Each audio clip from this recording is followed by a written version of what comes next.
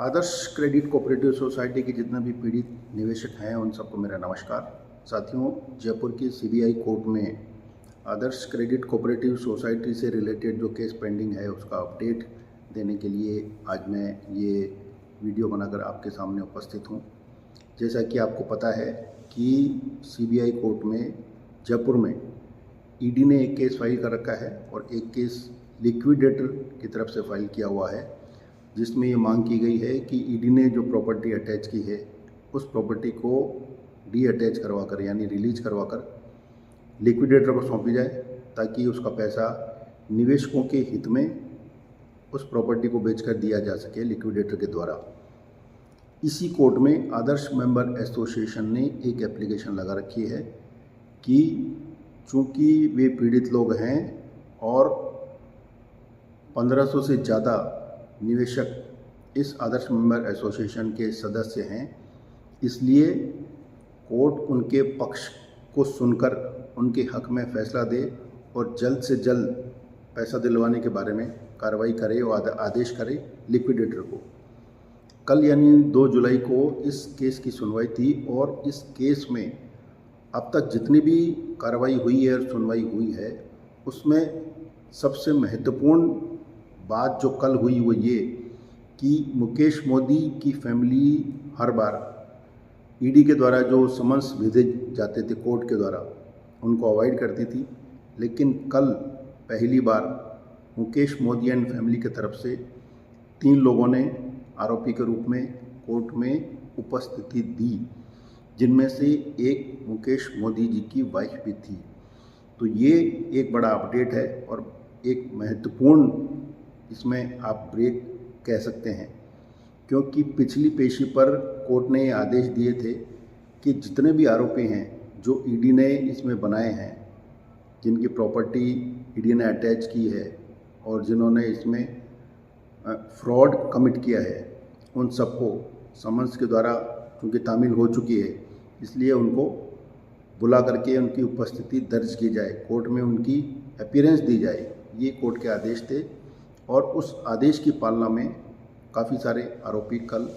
Court में उपस्थित हुए।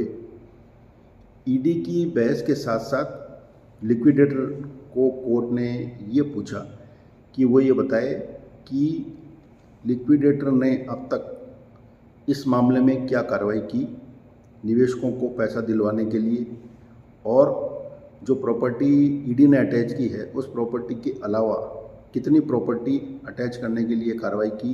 कितनी प्रॉपर्टी अटैच की जानी है और कितना पैसा उनके पास है अभी कैश के रूप में। इन सभी सवालों का कोई स्पष्टीकरण, कोई संतोषजनक जवाब लिक्विडेटर महोदय नहीं दे पाए, इसलिए कोर्ट ने कल उनको ये स्पष्ट आदेश दिया है कि अगली पेशी पर यानी 30 जुलाई को जब इस केस की सुनवाई होगी तब लिक्विडेटर पूरी डिटेल के साथ आएगा कि उसने जब से उनका अपॉइंटमेंट हुआ है सरकार की तरफ से तब से लेकर के आज तक यानी करीब 7 साल से भी ज़्यादा का समय इसमें हो चुका है, इन 7 सालों में क्या कार्रवाई की, क्या प्रभावी कार्रवाई की निवेशकों को राहत दिलाने के लिए, और जितनी प्रॉपर्टी अटैच की गई है उनको नोटिस भेज करके क्यों नहीं प्रॉपर्टी उन्होंने पहले अटैच की, ताकि उसका ऑक्शन करके उस प्रॉपर्टी का पैसा निवेशकों को दिलवा सके। ये स्पष्ट आदेश कोर्ट ने लिक्विडेटर को दिए हैं। तो आप समझ सकते हैं कि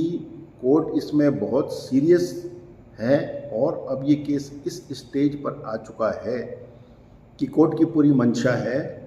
कि कोर्ट इसमें निवेशकों को राहत दिलाए। साथ ही कोर्ट ने ईडी को भी ये कहा है कि वो लिक्विडेटर के साथ सामंजस्य करके, कंप्रोमाइज़ करके, तालमेल बिठा करके कोई ऐसा रास्ता निकाले जिसमें ईडी की जो प्रॉपर्टी उन्होंने अटैच की है वो, और जो लिक्विडेटर ने अटैच अब तक अगर की है तो वो, और अगर अटैच नहीं की है तो कौन सी प्रॉपर्टी है जिनको अटैच करके और ऑक्शन करके उस प्रॉपर्टी का पैसा निवेशकों को दिलवा सके, इस बारे में वो साथ मिल कर के कार्रवाई करें, ऐसे ऑब्जर्वेशन कोर्ट ने दिए हैं। यानी कोर्ट की पूरी मंशा है कि वो निवेशकों को राहत दिलाना चाहती है। लेकिन साथियों, हमारी ओर से बार बार ये रिक्वेस्ट की गई है और अगेन मैं आप लोगों से ये रिक्वेस्ट करता हूँ कि जब तक आप लोगों का साथ नहीं होगा, हम लोग इसमें इफ़ेक्टिवली निवेशकों की तरफ से कोई भी आर्गुमेंट नहीं कर सकते। इसलिए बार बार मेरा ये निवेदन रहता है और आज भी मैं ये निवेदन करूँगा कि आदर्श मेंबर एसोसिएशन के अधिक से अधिक संख्या में आप मेंबर्स बने,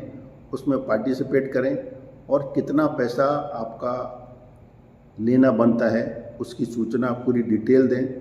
ताकि हम कोर्ट में जाकर के ये कह सकें कि हमारी एसोसिएशन के माध्यम से हज़ारों लोग जुड़ चुके हैं और उनका पैसा चूँकि काफ़ी सालों से अटका हुआ है, वो बहुत परेशान हैं, पीड़ित हैं, उनका पैसा कोर्ट शीघ्र अतिशीघ्र दिलवाए। जितनी ज़्यादा संख्या में कोर्ट के सामने हम जाएंगे, कोर्ट को हमारी ग्रीवेंस और हमारी सीरियसनेस कि कितने पीड़ित हैं ये मालूम चलेगी। इसलिए आप सब लोगों का जागरूक होना और हमारा साथ देना बहुत ज़्यादा ज़रूरी है। इसलिए आज फिर से मैं जितने भी निवेशक हैं उनसे ये निवेदन करूंगा कि आप आदर्श मेंबर एसोसिएशन के मेंबर बने और अगर कोई इंडिविजुअल केस फाइल करना चाहता है तो उसके लिए भी वो हमसे संपर्क कर सकते हैं। इस केस में अब कुछ राहत पाने की उम्मीद जग चुकी है कोर्ट का अब तक का जो भी रवैया रहा है उसको देखकर, लेकिन इसमें आप सब लोगों का साथ होना बहुत ज़रूरी है। इसलिए मैं आपसे उम्मीद करता हूं कि आप शीघ्र अतिशीघ्र अपनी पीड़ा और हमारा साथ दे करके इसको